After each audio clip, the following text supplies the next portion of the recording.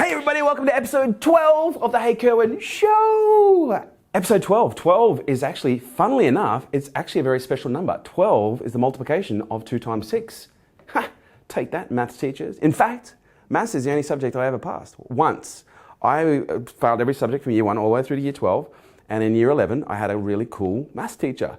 Because I used to do the elective maths, it was called veggie maths or vegetable maths. I think it was called social maths. Basically, maths for the people who are, they're special, they're unique. They're the visionaries and the creatives of the world. And I'm pretty sure he felt sorry for me. But he was a cool dude, and he gave me a B once, and I don't know why. I don't know how it's possible, but it was the only time, only ever on one report card that I passed a class. So yeah, I'm like a mathematician basically. Yeah.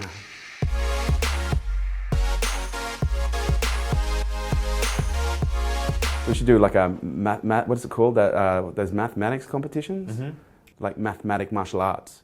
Hey, 2 + 2. For special people. For special people, yeah. First question from Dean Giovanni Costa. Wow, dude, Dean Giovanni Costa. If that doesn't get you chicks, I'm not sure what will, pal. Hey Kerwin, what's a good way to keep level-headed and not act on emotions? Ooh, that's a good question. And that's a really important question because we need to understand the link between emotions and stress and emotions. Oftentimes when we're experiencing high levels of stress, we become emotional. And it's a lot easier to become emotional when we're stressed because when you're stressed, you typically release this hormone called cortisol. Cortisol has a range of biochemical and biological effects in the body. One of them is that it actually halves your IQ based on its ability to inhibit protein synthesis. And so when it does that, it makes you stupid. And you are more prone to making stupid decisions that will produce an emotional response. And when we experience an emotion in a stress state, or just experiencing emotion full stop, emotions are a spectrum. In the middle you've got neutral, which is neutral of emotion. You've got high positive emotion, and you've got low negative emotion. But when you're experiencing any form of emotion, 2 things we need to understand. First and foremost, emotions. Okay, the peptide, the neuropeptide for emotions, they are literally as addictive as alcohol, barbiturates, and narcotics. So emotions are addictive, first and foremost. And the more we experience a particular emotion, the more we use that emotion as a crutch and the more we will go there in order to feel a certain way that is predictable. So emotions are addictive first and foremost. Secondly, emotions intoxicate. They actually get you intoxicated. And when we're intoxicated, that actually augments your perspective, your point of view. Because sometimes people drink, I'm feeling depressed, they drink, and all of a sudden, the world looks shiny. And it's not because alcohol has allowed them this extra sensory perception to see things that they couldn't see before. In fact, it's the complete opposite. The alcohol actually numbs the senses and prevents us from seeing certain things and generates, certain biochemical and biological responses that produce this feeling of difference. Okay, it's an altered state. So when we experience emotion, it's the same thing. But the thing you need to understand, who thinks it would be a great idea to get shit-faced every time you did a meeting at work? Unless you're in advertising, I'm going to say no. It's not a wise idea. Emotions are incredibly destructive when they're left unchecked. There's nothing wrong with going and having a beer, okay? But if you can't stop at 1, if you have to drink 15 to the point or 20 to the point where you're on your knees and you're drooling and you need to get poured into a cab, there's a problem. There's nothing wrong with experiencing emotions, but if you can't control those emotions and if you're not aware of when you are emotional, then we've got a problem. Then there could be an addiction in play. So the way that we learn how to manage our emotions is through this incredible process called regulation. Now, for some of us, or for few people, they were taught how to regulate in a very healthy way by their parents based on the way that they were reared. And unfortunately, for the majority of the population, not everyone was shown how to regulate emotions in necessarily the way that is required in order to maintain a healthy, balanced perspective all the way through life. And not that that's a bad thing, that's an incredible opportunity. So we need to learn how to regulate. We need to know what the process of regulation is. There's 3 steps to regulating emotion or stress. Step 1, first of all, you need to know when you're emotional. Okay, there needs to be a level of self-awareness because there's nothing worse than when you confront a drunk, which is typically in the case of an alcoholic. You go, mate, you're drunk, and they go, I'm not fucking drunk at all. But they're shit-faced, but they're saying that they're not drunk. Dude, you're a little bit angry. I'm not angry at all. Oh my God, Matthias and I were actually walking down a street in Vancouver. We're on a quantum walk where we basically just walk wherever we feel directed to. And as we were walking past this nightclub, and there were 2 big security guards on the door talking to one another. And as we're walking up, I overheard the conversation where one guy said to the other guy, "You're just too emotional, man." And the other guy's response was, "I'm not emotional, man." Like it literally was, "I'm not emotional." Like it was, literally cracked up laughing, because oftentimes when we are emotional, we're not aware of it. We're just where we are. And if you're addicted to an emotion, which means that you spend a lot of time in that emotion, it becomes your baseline. It becomes normal. It becomes what your normality feels like. And so you don't even know when you're drunk. You don't even know when you're intoxicated. You don't even know when you're emotional, because that's what normal life feels like. So we need to be aware of when we're in an emotional state. We need to be aware of when we're stressed. But in order to do that, we need to take a step back into point 5, which is 0.5 instruction, which is we need to have a good baseline. We need to know what normal feels like. We need to know what does it feel like to feel absent of emotion. And absent of emotion isn't actually a bad thing. It's a beautiful place to be, because you have this incredible perspective where you're not being jaded and you're not filtering information based on how you're feeling. Because when you feel an emotion, you filter information differently in order to maintain that specific feeling. And when you are neutral of emotion, you actually have almost no filters in play, apart from the psychological ones at a belief level, and maybe a couple of others, I'm sure. But you have no emotional filters in play. And that enables you to see a lot more information. So the desire to be neutral is actually very attractive, especially in business, because when you're neutral of emotion, you see more information. When you're experiencing a high level of excitement, you have to ignore all the bad things that are going on, or all the potential pitfalls going on, in order to keep that perspective, which means you have to ignore 50% of your reality. And if you're really depressed or angry, you have to ignore all the positive stimulus and all the positive things going on in order to maintain that perspective, which means you're, essentially filtering out the other 50% of reality. And what I know in business, what I know in life, is the person who has the greatest advantage is the one who sees more. And that's what consciousness is all about. Consciousness, to me anyway, is about the ability to maintain a state where you're able to see more. You're able to receive more information, perceive more information in your environment, because you've consciously worked on the removal of emotional filters, and in some cases psychological filters as well. But if we can remove those emotional filters, we see more information. We have more clarity, and as a result, we have more options. So point 5. We need to know we need to find a good baseline. So meditation's a great way. Yoga's a great way. Exercise. Just find out, what does it feel like to be absent of stress and emotion? And then step 1, become aware of when you are emotional. Become aware of when you are stressed. Step 2, regulate with breath. So regulating with breath is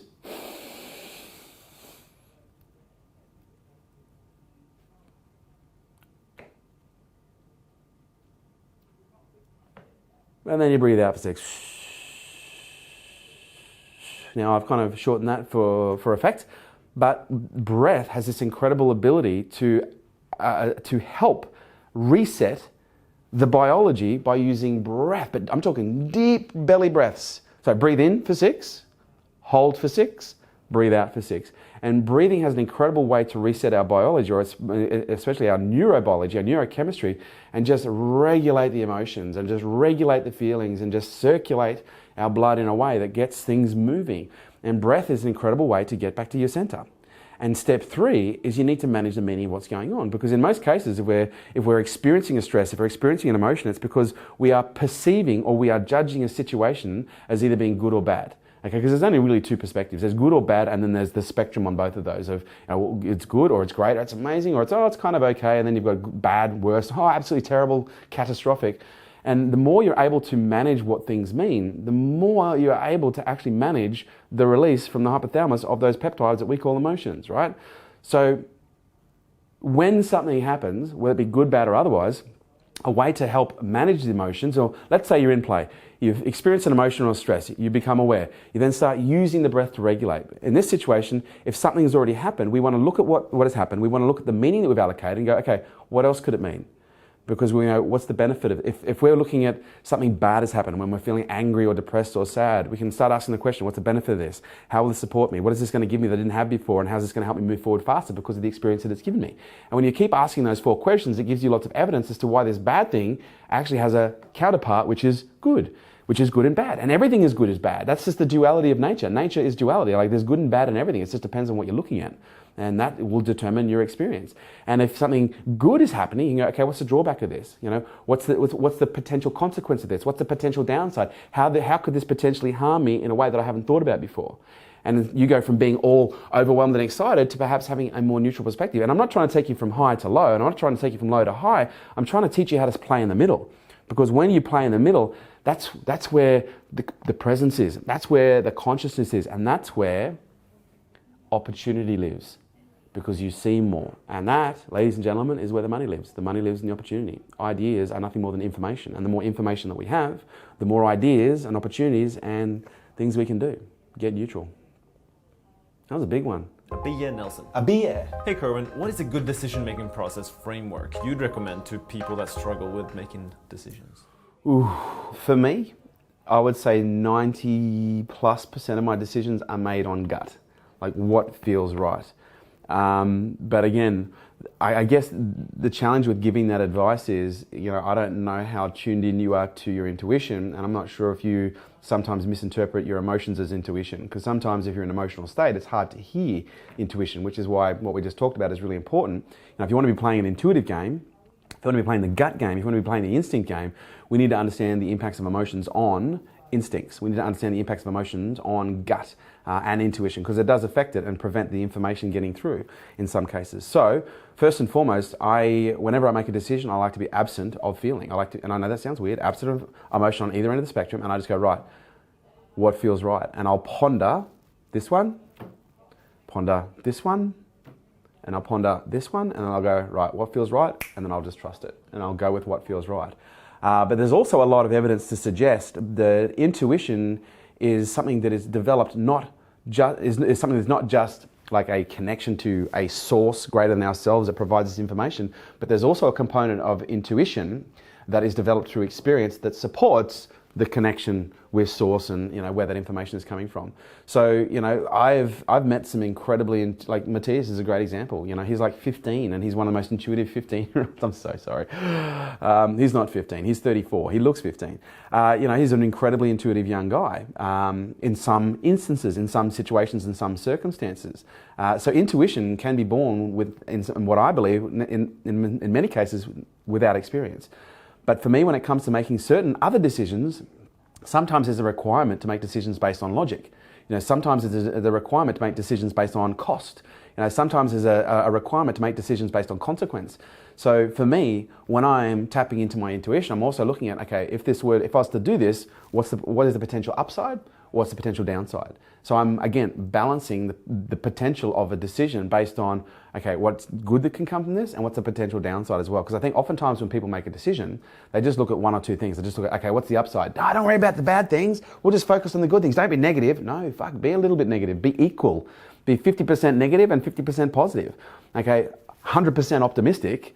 But when it comes to making a decision, weigh out the options in terms of, what's the potential upside, but also what's the potential downside, because that's going to support you in making a better quality decision as well. But for me, 90% of the time it's intuition, 10% of the time I'm looking at practical aspects, but 100% of the time I'm often combining both. Because sometimes I'll be looking at practical things and logistical things and finance things and go, yeah, this might make a better financial case, but it still doesn't feel right. And I always, 99% of the time, 98% of the time, 97% of the time, I trust my intuition. And those 3% of the time that I don't, I always end up getting a kick in the balls and learning that I should have. Don't get kicked in the balls.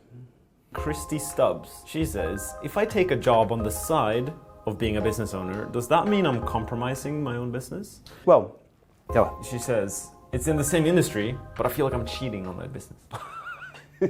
Wow. Okay, the first question I'd ask, and I'm going to assume the answer to this, is why would you do a side hustle? Now, there could be two reasons for this. It could be, well, I need additional income because my business isn't at the point yet that enables me to pay my bills. And that is a very good reason to have a side hustle going, because if you can't pay your bills, you're not going to have a business and everything's going to go to shit. Okay, the second reason might be is you're looking for experience and network. Okay, same industry, perfect. You're going to be essentially, depending on how well you know your industry and how well you know your business, you're going to be paid by someone else, not only for your time, but also to be taught on the industry. But my suggestion would be is if you are going to be taking a side hustle, align it as much as possible to what it is that you're doing, which it sounds like you have. My only layer that I'd add on top of that is just make sure that if you do have a side hustle in the same industry, make sure you're going after the player in the industry that is going to give you the most benefit and give you the most value. Now, don't go and play with the D-grade team in the industry. My advice is go and find the A grade. Who's the A player in your industry? Who's the number one in your industry? And go and work with them, because that in itself is going to be, the education that you need in order to get there. However, some people get to a point where they're just playing it safe. They're making money from their business, but they've just got their side hustle because they're either being a little bit greedy or they're trying to play it safe. Now, there's nothing wrong in some cases being a little bit greedy, but what you don't understand, if you've got a side hustle which is taking 20 hours a week out of your business, you've got to understand the implications of 20 hours a week, that 20 hours a week being invested into your business. Because the reality is those 20 hours a week will give you an hourly rate. those 20 hours invested in your business, that return will be exponential. Now, it may not be necessarily immediate, but over time, as long as you're focusing on the right things, okay, the returns will be exponential. So whenever you can get to that point where you can give the side hustle away, I always recommend that you do, because then you get your business gets 100% of your focus, because you actually said the words, I feel like I'm cheating on my business. And right now, I wouldn't say you're cheating on your business. I would be saying you have an open relationship in your business, whereby, your business knows that you see other businesses. Your business knows you see other people, and there's that understanding. But if you get to the point where you're doing it, but you're doing it because you're not doing it for the right reasons, then you're actually cheating. You're not cheating on your business, you're cheating your business. But worst of all, you're actually cheating on yourself. You're cheating you, because those 20 hours invested in that business, okay, a week is going to be, we're talking over a fortnight, that's a whole working week, over a month, that's 2 whole working weeks, having a side hustle taken out of your business. Okay, so 2 weeks a month, we talk about that over 12 months, that's 24 weeks a year. Okay, that's a long time. And you've got to think, what would your return be if you're investing that into your business for you, not for somebody else? Something to ponder. Ellie Correa. Ellie Correa. She says, oh no, I think I picked a wrong business partner. How do we grow together, or when is it time to part ways? Oh, I remember seeing this. Put it this way. If you're asking that question, the chances is you already know. For me, I know 90% of the time, 95% of the time, I know intuitively very quickly if I've picked the wrong partner to work with. Sometimes it might take time, and sometimes a relationship has a expiry date, it has a lifespan. So you might choose a business partner and it works really well for a period of time, and then it gets to the point where it no longer feels right or no longer is right. I think ultimately, once you get to that point, again, for me, it's very intuitive. I just know in my gut. I know in my waters if it's right and if it's wrong. And then the moment you know it's wrong, then you've got to just work out your exit strategy. You've got to find a way where either you buy them out, they buy you out, or in some cases I've even seen this done where people even divide the business down the middle and throw off their own entities in the same industry. Which is not even a bad way necessarily to go, because we go, well, it's just competition. Well, there's fucking competition anyway, but the ultimate thing, and this is my experience. I have partners in certain businesses, but when it comes to your main thing, unless this person is unless you guys just work really, really well together, there's this old saying, and I've got to be careful saying this, the only ships that are destined to sink every time is a partnership. In business. And I don't necessarily agree with that in 100% of context, but I do have a lot of evidence in my own life to back that up as true. And I've seen tons of evidence, and I see it almost on a daily, weekly basis that is also true. But at the same time, oftentimes we get into partnership because we have a deficit or we have the requirement for someone to complement our skill sets. We see this a lot in tech. Oftentimes a tech company, startup company, will have one founder, which is technology based, a coder, and you'll have another founder, which is very sales and marketing. In those situations, those partnerships work really, really well together. But if you are going to be in a partnership, and I'm going to assume it's maybe too late for this at this point, but maybe you've been smart enough to do this, you want to make sure you have what's called a shareholders agreement. Now, the shareholders agreement makes sure that in the event of a situation like this, there's already a plan in place of what can take place. It doesn't mean that it's going to happen, doesn't necessarily make it any easier, but it certainly dictates the rules around certain events. If this event happens, then these things are on the table. You can also preset prices for buyouts based on whatever valuation formula that you use. To ensure that you don't necessarily get screwed or necessarily take advantage of someone else in the process of a dissolution of a company. But I feel for where you're at. But my advice, first and foremost, if you're at there right now, sit down, have an open and honest conversation with your business partner about what's going on. Because whatever's going on might be just a symptom. It might not actually be a real issue. It just might be the symptom of a lack of communication or a misunderstanding. And one of the things that we know in relationships, whether it be a marriage, or a de facto relationship, or even a, God forbid, business partnership, the number one reason that relationships fail is because communication breaks down. So, communicate openly and honestly about where you're at with each other.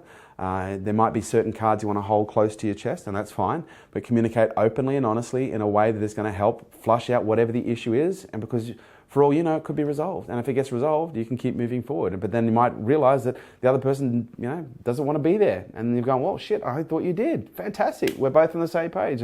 Or it could end up in a shit fight. But you don't know if you don't try. Is it good? Is it bad? Hard to say. Ben Webster, in a very crowded social media space, Benny. how can you stand out from the crowd and grow your following? Content and creative. That's the variable. Like the difference between you being seen and not being seen is, first of all, here's the first one, actually fucking publish something. That would be great, right? Because most people who ask this question, they're not fucking doing anything. I'm gonna assume you are, but if you're not, first and foremost, start fucking publishing, because that will make you stand out. Because there's a lot of people who don't publish, and there are a lot of people who do that don't do it well, and there are a lot of people who do that do it well. And don't fucking worry about what everyone else is doing. Just worry about what you're doing. But here's the way that you stand out. Add value, give value, be engaged with your community, nurture your community. I did a video for our K2 Elites recently where I was saying, social media isn't about making money, it's about making friends. Because when we talk about friends, we talk about connectionships, we're talking about nurturing, we're talking about relationships. And when you have that connection, when you have that relationship, you have a level of loyalty, but you also have a level of occupancy in their mind where they think about you more on a regular basis. And when you have that, that increases the probability of them going to buy, because you become a trusted resource for them. And one of the things I can tell you right now, 95% is, okay, I'll be conservative, 93.4% of people who publish stuff on social media just publish shit. Publish something that is actually genuinely helpful. And I have had people say to me, Kerwin, I can't publish the stuff that helps people because my competitors will steal it. Well, fucking who cares? Because if you're really good at what you do, it doesn't matter if they steal your shit, because you're the person that, should be the best at what they do. I give away pretty much everything. I literally do. And I've trained almost every single competitor I have in the marketplace, but that doesn't stop me. I don't care. I will continue to give everything away. Why? Because I become the trusted resource. I become the resource that people come to. And as a result, even if I give everything away, people still want to come and learn from me, in order to learn how to do it better and be in an environment where they can interact with me and connect with me. And oftentimes in a services business, you could tell everyone exactly how to fix their problems, but they're still going to want someone to actually come in and fix it for them. And you need to, it's this abundant mentality where you just realize that the more you give to the world, the more that the world gives back to you. And the more that you withhold from the world is going to withhold from you. It's just a reflection of where you're at. And so for me, the easiest way to stand out in fucking social in a crowded market is, number one, stand out, like publish, step up and publish. Number two, add value. And number three, engage with your audience. Listen to what they're saying, listen to what their feedback is, and use that to engineer the content as you're delivering it. Because honestly, it's actually not that. I have personally found, and not everyone will necessarily agree with this, but I've personally found that it's actually not, and I've got to be really careful saying this, I don't think it's difficult, but I wouldn't say it's the hardest thing I've ever done to stand out. The hardest thing that I've done to stand out is actually find the right talent to put around me to help me do it. But even when we started the social experiment, it was just me and Matty. It was just me and one person. He was following me, he was filming me. We were working together and collaborating on the creative. Matty was doing 80% of the creative, 90% of the creative. I was adding a little bit of instruction here and there. And then all I had to do was Matty would give me a thumb drive, I'd stick it in, I'd upload, and I'd put some copy on, and I published. And sure enough, within a few months, it exploded. And that came down to, I think, a number of things. First of all, I've been doing what I've been doing for 20 years. I'm not a fucking, I've not been doing this. I didn't read a book and go, ooh, I want to be a fucking business dude. I want to be a business guru. Not that I am anything of the sort, but my point being is I've been doing this for 20 years. And so by the time I started taking my content to the market, people loved to hear it because the information was practical, the information was good, the information, more importantly, it fucking works.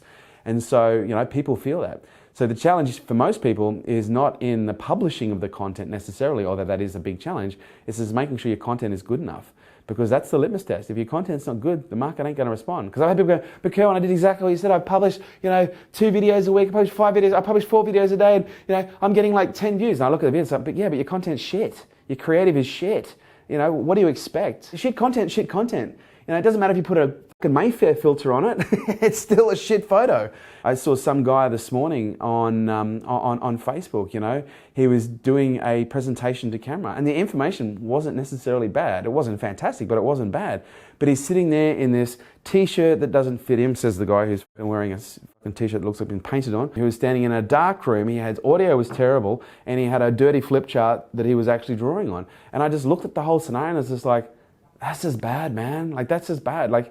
Get yourself a light, get yourself a lapel for your camera, light up your room, look at your backdrop. Because here's the thing, you could have when it comes to content, especially video, people will tolerate a poorer image, but they won't tolerate bad audio. They just won't. But what I know above anything else is people in some cases will tolerate a little bit of bad audio. People in some cases will tolerate a little bit of a grainy picture, but they won't tolerate shit content. Simple as that. Create good content. Do good creative around it. And just publish. Just press publish. Upload.